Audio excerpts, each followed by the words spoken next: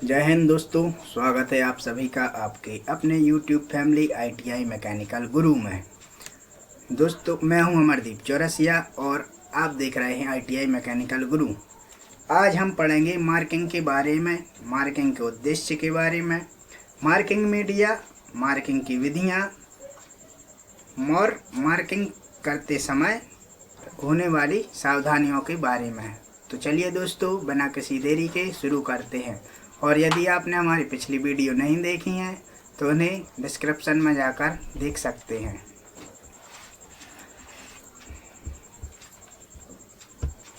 तो चलिए दोस्तों, सबसे पहले हम मार्किंग की परिभाषा को समझ लेते हैं। दोस्तों, मार्किंग क्या होता है? जब कोई भी मशीन पार्ट या कोई फिटिंग ऑपरेशन होता है तो उसमें जब हम मशीनिंग करते हैं या जॉब बनाने से पहले उसमें कोई भी मार्किंग मीडिया लगाई जाती है तो उसके पहले जो गाइडलाइनों को लगाया जाता है तो उसे मार्किंग करना कहते हैं। दोस्तों, मार्किंग की क्यों जाती है तो हम देखते हैं मार्किंग के पर्पज़ अर्थात मार्किंग के उद्देश्य। मार्किंग करने से हमें फ़ायदा ये होता है कि जब भी हमें कोई धातु को काटना होता है तो यदि उसमें मार्किंग रहती है तो उसे बार बार चेक नहीं करना पड़ता है और इससे हमारे समय की बचत होती है। दूसरा उद्देश्य ये होता है कि जो हम मार्किंग की लाइनें खींचते हैं तो वह हमारे लिए एक मार्गदर्शक का काम करती हैं और जिससे यह पता लग जाता है कि हमारा जो साइज बन रहा है जॉब का वह सही बन रहा है। जैसे फिटर ट्रेड में आपने देखा होगा कि जैसे टी स्लॉट काटते हैं तो उसमें जब मार्किंग हो जाती है तो उसे बार बार नापना नहीं पड़ता और जो हम मार्किंग करते हैं तो उससे पता चल जाता है कि हाँ, जॉब सही बन रहा है। अब दोस्तों, हम बात करते हैं मार्किंग मीडिया के बारे में। मार्किंग मीडिया क्या होता है? तो मार्किंग मीडिया एक प्रकार का पदार्थ होता है जिसे हम सरफेस पर लगाते हैं और हम उस सरफेस पर लगाते हैं जिसकी हमें मार्किंग करनी होती है, जिससे कि मार्किंग हमें साफ साफ दिखाई पड़े। क्योंकि क्या होता है कि जब कोई कुछ खुरदरी सतह होती है और हम मार्किंग करते हैं तो वो समझ में नहीं आती, तो उसे हम मार्किंग मीडिया के द्वारा समतल कर लेते हैं और जो भी उसका खुरदरापन होता है वो मार्किंग मीडिया उस खुरदरेपन में भर जाती है और सतह बिल्कुल समतल हो जाती है, चिकनी हो जाती है। तो फिर वह कलरफुल जो मार्किंग मीडिया होता है उसमें कोई भी कलर मिला होता है, जैसे नीला या सफ़ेद, जैसे चौक से करते हैं तो सफ़ेद होता है मार्किंग मीडिया का रंग, और यदि नीली चौक से करते हैं तो नीला या तूतिया से करते हैं। ठीक है दोस्तों,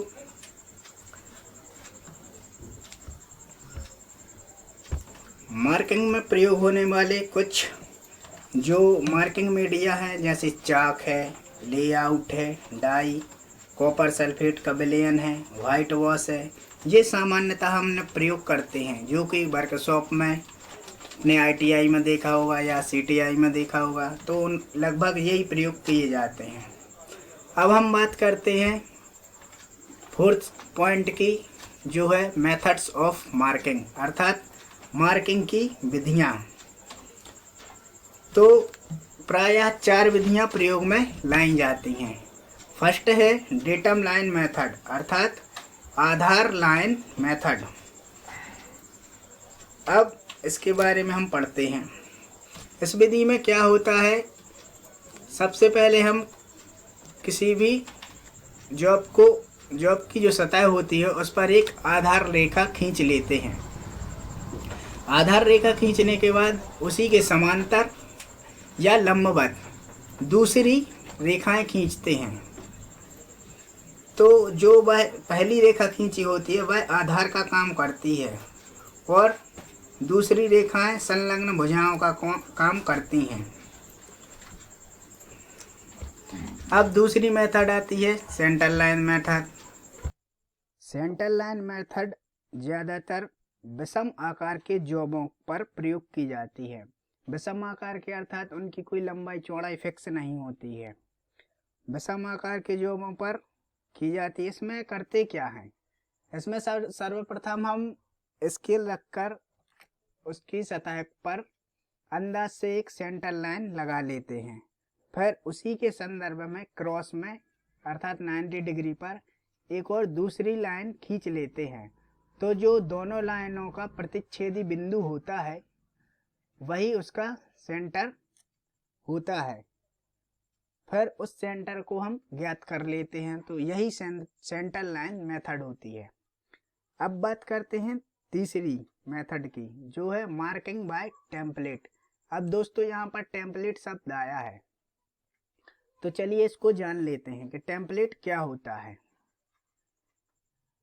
टेम्पलेट वास्तव में होता है एक पतली शीट का टुकड़ा, जो कुछ अनुपात होता है उसका। जब टेम्पलेट बनाते हैं तो उसका कुछ अनुपात रखा जाता है वास्तविक जॉब से कम या ज़्यादा।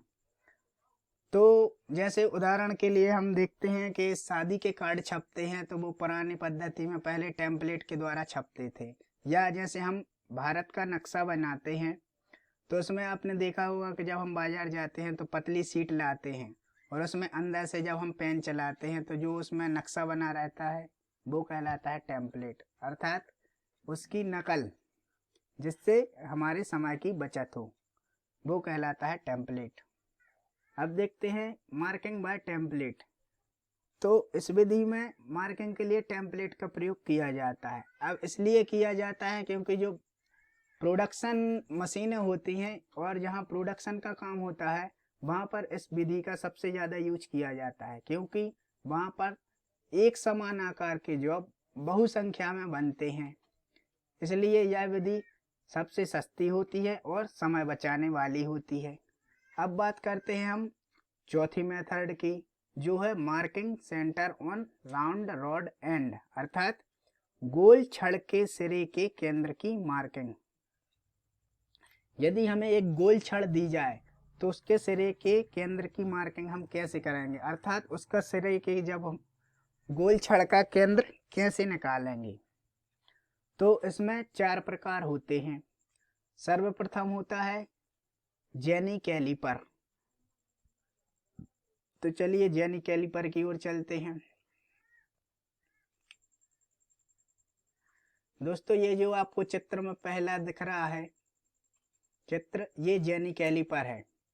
इसकी जो ये मुड़ी हुई टांग है इसको इस प्रकार रखते हैं गोल छड़ के सिरे पर, और जो नोक वाला हिस्सा है उसको आधे से अधिक दूरी का तक खोलकर 4 चाप लगाते हैं विपरीत दिशा में। एक चाप, पर उसके विपरीत दूसरा, पर तीसरा, पर चौथा, अर्थात 90 डिग्री में 4 चाप, 360 में 4 चाप हो जाएंगे।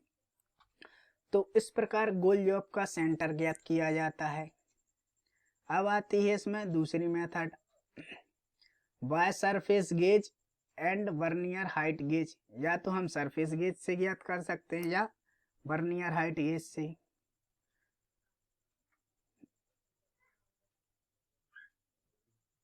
दोस्तों जैसा कि आप चित्र में देख सकते हैं, जैसे हमारे पास एक ये जॉब है और ये हमारे पास वर्नियर हाइट गेज है और ये उसकी स्क्राइबर है।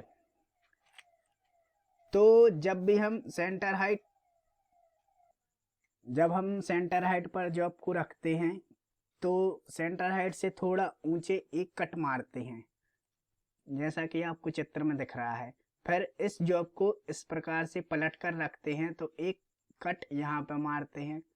फिर दोनों जो कट लगाए हैं हमने उसके लंबवत एक रेखा खींच देते हैं। तो एक बिंदु हमें यहाँ पर प्राप्त हो जाता है और एक बिंदु यहाँ पर प्राप्त हो जाता है। तो इस प्रकार से हम जो 2 लाइनें प्राप्त हो गई हमारे लिए। अब उन दोनों लाइनों के जो हमें कटन बिंदु प्राप्त हुए हैं तो फिर उनको हम मिला देंगे और हमें सेंटर प्राप्त हो जाएगा। अब बात करते हैं वर्नियर हाइट गेज द्वारा या सरफेस गेज द्वारा गोल छड़ की।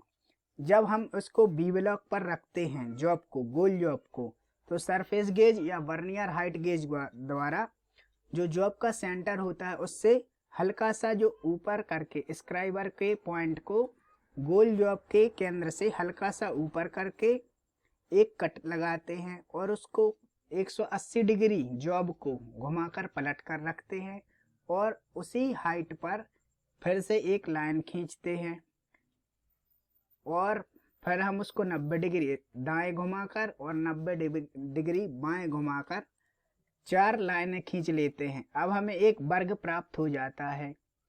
इस वर्ग को आमने सामने के कोनों को मिला देते हैं, अर्थात विकर्णों को मिला देते हैं और जो विकर्णों का प्रतिच्छेद बिंदु होता है वही हमारी गोल जॉब का सेंटर होता है। दोस्तों अब बात आती है तीसरी मेथड की, bye centre head of combination set, अर्थात कॉम्बिनेशन सेट के सेंटर हेड द्वारा। तो चलिए चित्र की सहायता से समझने का प्रयास करते हैं।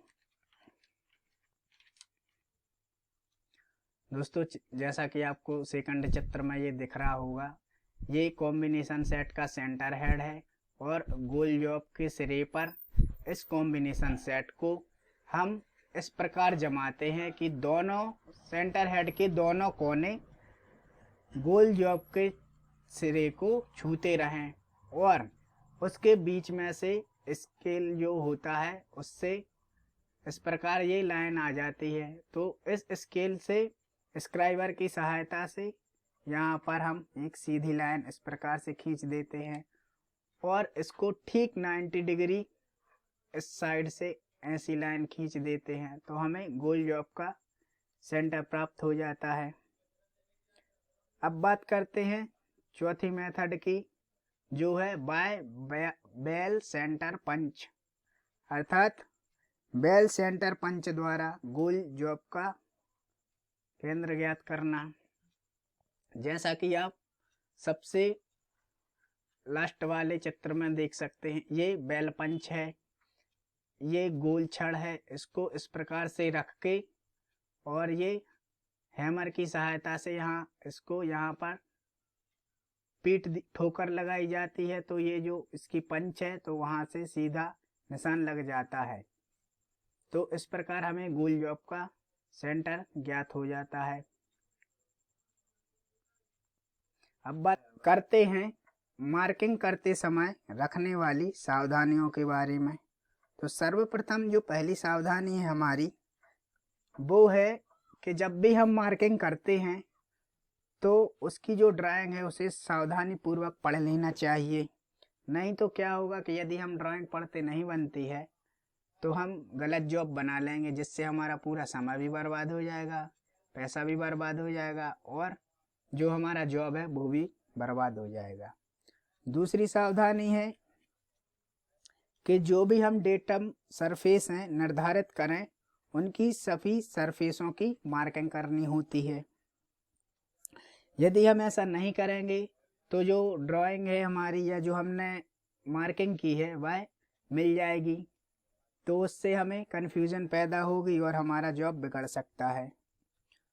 तीसरी जो सावधानियाँ आती है वो है कि वर्कपीस की जो सभी डायमेंशन हैं और अलाउंस होते हैं, उन सभी की हमें गणना पहले से कर लेनी चाहिए। अब बात करते हैं चौथी सावधानी की। तो जो चौथी सावधानी होती है वो है कि जो वर्कपीस की सरफेस होती है वहाँ पर मीडिया का सही से उपयोग करना चाहिए, अर्थात जो मीडिया है उसको एक समान रूप से पूरी सरफेस पर लगाना चाहिए। ऐसा नहीं कि हमने एक साइड पतली लगा दी, एक साइड मोटी तह रहेगी, तो वो सही से नहीं आएगी। बात करते हैं पांचवी सावधानी की। तो सबसे पहले हमें सीधी रेखाएं खींचनी चाहिए, उसके बाद हॉरिजॉन्टल रेखाएं, फिर वर्टिकल रेखाएं, फिर तिरछी रेखाएं, फिर उसके बाद हमें वृत्तों की मार्किंग करनी चाहिए, फिर चापों की, फिर गोलाई की, इत्यादि। अब बात करते हैं छठवीं सावधानी और आखिरी सावधानी। वो है कि मार्किंग पूरा होने के बाद जॉब को और प्रयोग में जो भी सामग्री लाई गई है और टूल्स को साफ कर देना चाहिए। तो दोस्तों जो हमने ये वीडियो देखी है इसमें से 2 से 3 क्वेश्चन हर एग्जाम में